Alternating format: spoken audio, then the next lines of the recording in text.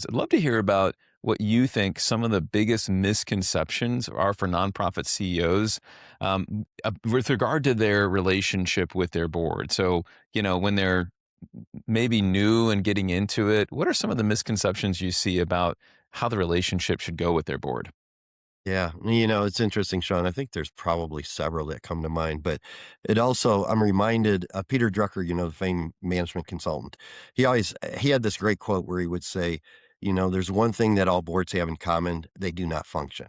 Mm. Right? John Carver, a nonprofit governance guru, he would talk about how boards tend to be an incompetent group of competent people. And so there's Mhm. some truth to both of those, right? And so Mhm. oftentimes CEOs come into a relationship with boards and they don't necessarily see the value of a board of directors. It's something to be Yeah. managed, it's something that they have to do, but it doesn't necessarily in their minds add value. And Yeah. and I think there's a couple of risks to that. One is that you do need to build that relationship with the board of directors, or Yeah.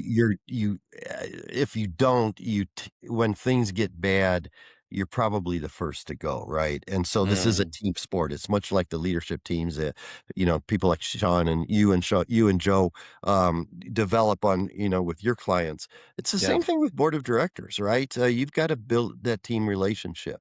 The other Mm. piece of the puzzle that I would just suggest to CEOs of nonprofit organizations is, especially since COVID, the world's gotten so much more complex that it's almost impossible for a CEO and executive director to know everything about your organization. And so, in a good organization, you'll have the right skill sets and the right talent around your board of directors that actually can be your advisor, that actually can be your confidant, that can be your Mm. create strategy on behalf of your organization. And so, look at your board of directors as, in some ways, that trusted kitchen cabinet, Mm. and it'll help you, in one, develop relationships. Two, it'll help the board of directors feel like they're actually making a difference within the organization, which is what they want to do. Yeah. And three, it's probably the right move for you from a career perspective as well. You have to have that relationship with the board of directors to be successful. Yeah. Well, Kurt, I love so much of what you're saying here. Part of what I'm hearing you say is it maybe starts with a mindset shift. If a leader's coming in with maybe a negative or somewhat cynical, or the way you put it is just like something to be managed. Yeah. So I'm kind of hearing you first and foremost say it's really helpful to shift the mindset around to thinking them as resources and members of the team. And um, so, what have you seen? How do executive directors do that? How do they begin to shift their perspective? Like, just I'm thinking of some baby steps maybe they could take that could help them to see their board in a different light if maybe they are starting from that place.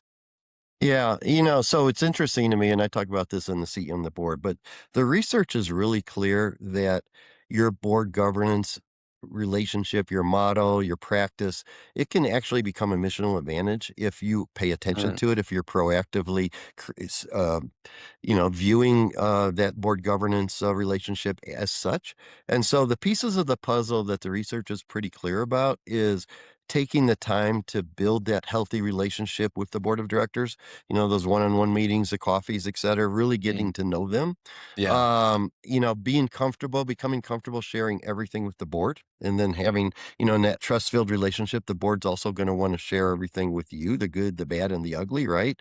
Mhm. Especially in this day and age when the world has changed so much since COVID, and now since, even January 2025, there's so much differences in terms of funding streams, either at the federal or state level for nonprofit organizations, right?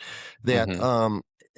for a good organization to survive and to thrive, there needs to be that shared partnership in terms of clarity of strategy.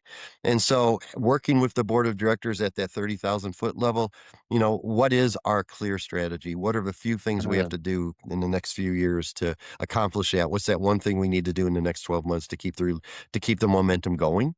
Yeah. Yeah, and then the last couple of things would be, making sure that those elephants in the room have been identified and addressed? So is Yeah. it a financial thing? Is it a talent thing, etc.? Do you actually have the requisite skill sets around your board table to make a difference? Mhm. Oftentimes, in the past, we would find well-meaning, passionate board members who really didn't have a lot of skill sets. Today, what we're Mm. finding is, in addition to being passionate about your organization, what is that expertise you bring to the table? Yeah. And do you have that emotional intelligence to play that team sport? Yeah. So those would be a few things that I would talk about. I love it. I mean, and I think, just the simplicity of saying, seek to build a relationship through coffee or breaking bread and getting to know each other. That certainly feels like an easy starting point. And I think, carrying the right mindset around believing the best and trying to explore what the potential is for that board member. That's really great.